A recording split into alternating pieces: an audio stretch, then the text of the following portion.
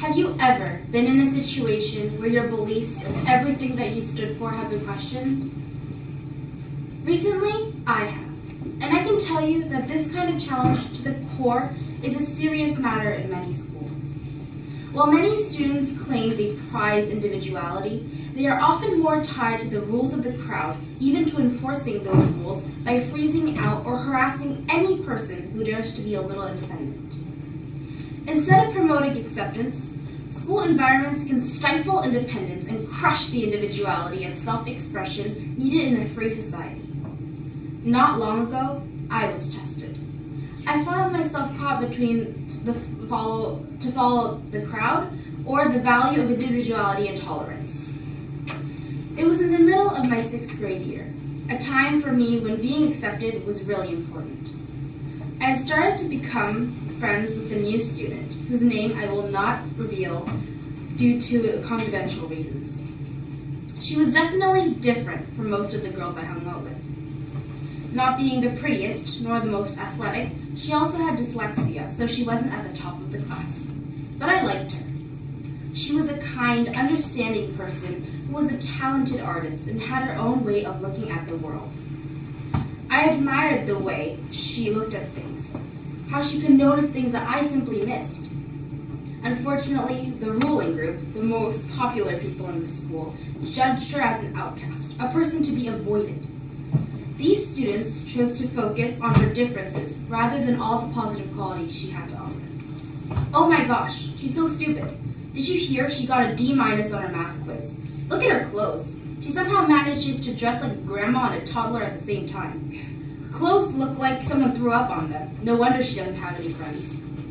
Look, here she comes. Why does she always try to sit with us? In general, she would make her feel excluded by talking behind her back and making fun of her.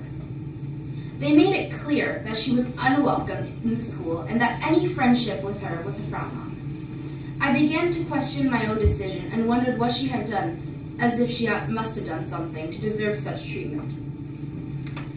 I felt uncomfortably divided.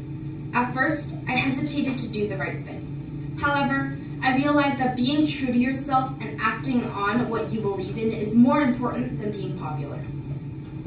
At the beginning of the year, I feared that supporting her would alienate me from the rest of the group.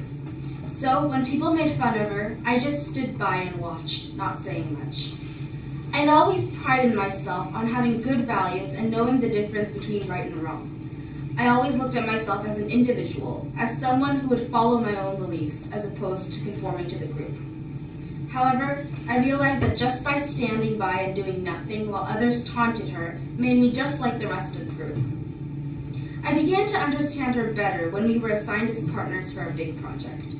Because our project required a lot of discussion and talking and getting to know each other, we spent most of our time together sharing about our backgrounds and school lives and seeing how they related to the project. Despite all differences that was supposedly so objectionable, she was a great person, and I realized that her differences, those traits that everybody picked on, was what made her a unique and valuable individual. I knew that I could no longer stand by and accept the cruel treatment she endured. I first tried to convince the popular girls that we should not exclude others and make them feel left out, but they wouldn't listen and tried to pressure me even more to live by their judgment. I dared to challenge them and did not win, opening myself up to their ridicule. However, I would not cave into their wishes and made up my mind to ignore them. And I thought I would be too isolated and ridiculed. Luckily, some of my truest friends came to support my thoughts. They too decided to include her as a friend and help her stand up to her bullies. I was happy that my new friend found acceptance, and I had no longer had to stand alone. After that, I realized that our school's extreme conformity is an illusion, because everyone is unique in their own way, and also that conforming is not more important than standing by good values. My favorite quote from Dr. Seuss speaks to the importance of individuality. Today, you are you. That is truer than true. There is no one alive who is fewer than you. While popularity may have some benefits, it is not the source of happiness and morality. What matters more is being who you truly are and having real friends who accept you and support you for who you are and what you stand for. Thank you.